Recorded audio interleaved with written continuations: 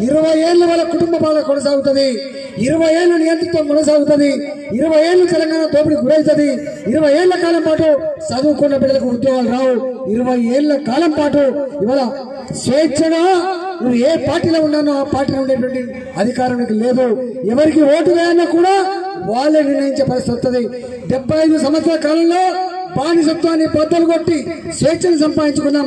ఆ స్వేచ్ఛ హరించబడే ఆస్కారం ఉంటుంది. కాబట్టి దయచేసి ఇవాళ మీరు మన గుర్తు కమలం పువ్వు గుర్తు కాబట్టి, మన పార్టీ భారతీయ జనతా పార్టీ కాబట్టి 30వ తారీఖున జరిగే ఎన్నికల్లో వాళ్ళు దళితులు కావచ్చు, మా శివాజీ వాళ్ళు కావచ్చు, మా గౌడ అన్నలు కావచ్చు, మా మైనార్టీ సోదరులు కావచ్చు, ఇలా కుమ్మరి కావచ్చు, ఇవాళ సాకలి మంగళి కావచ్చు, ఎవరైనా కూడా కావచ్చు, అందరికందరూ ఈసారి కులాల పంచాయతీ లేదు.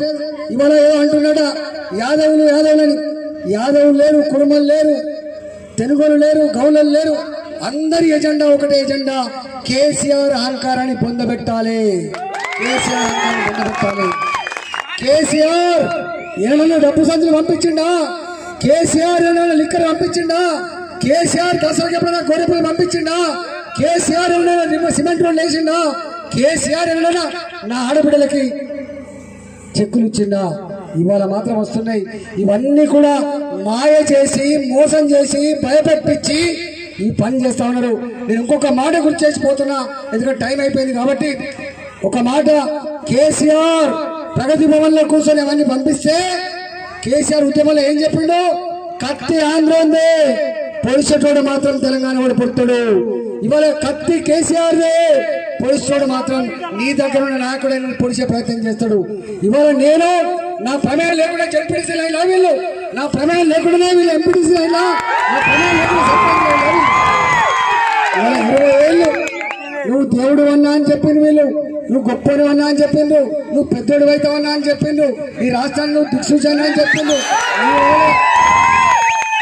నీవే అంతో ఇంతో ప్రజలకు మేలు జరుగుతుందని చెప్పినాడు. వీళ్ళు పదవుల కోసం ప్రజలు మూసిండ్రా, లేకపోతే అంగట్లో సరుకు లెక్క అమ్ముడు పోయిందా అంటే గయ్యిలు లేస్తున్న వాళ్ళు. మరి దేనికో చెప్పండి. ఇవాళ నేను పార్టీ వదిలిపెట్టలే. నేను గుర్తుపెట్టుకోండి, నా వల్ల ఎన్నికలు రాలే. నన్ను బర్తరఫ్ చేసింది, ఇంటికి వెళ్ళగొట్టింది కేసీఆర్. నన్ను రాజీనామా చేయమని చెప్పింది కేసీఆర్ బానిసలు చెప్పింది. కాబట్టి ఇజ్జత్ లేని కాడ ఉండొద్దని, పువ్వులు అమ్ముకున్న చోట కట్టలమ్మే పరిస్థితి రావద్దని, బతికి చెడద్దని భావించిన కాబట్టే పదవిని గడ్డి పూసలాగా వాళ్ళ ముఖం మీద కొట్టొచ్చిన బిడ్డ నేను తప్ప వాళ్ళంటున్నాడట ఆయన పార్టీ వదిలిపెట్టి నేను పోలే బిడ్డ, నన్ను పార్టీకి వెళ్ళగొట్టింది.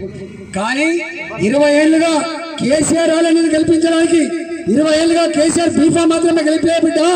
ఈటలందరన్నా నీ వెంట ఉండి నీకు అన్ని రకాల సహాయసగా అందిస్తేనే నీ జడ్పీటీసీ పదవి వచ్చింది, నీ ఎంపీటీ పదవి వచ్చింది, నీ సర్పంచ్ పదవి వచ్చింది తప్ప వేరే కాదు.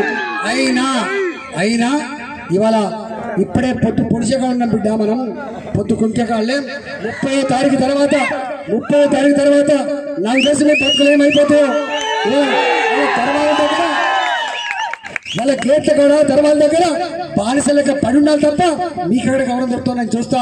ఇవాళ ఆడబిడ్డలారా, మా అన్నలారా, మీకు ఒకటే విజ్ఞప్తి చేస్తున్నా, ఏ పార్టీలో అయినా ఉండే స్వేచ్ఛ రాజ్యాంగం కల్పించింది మనకు. ఏ పార్టీలో అయినా కొనసాగే హక్కు రాజ్యాంగం కల్పించింది.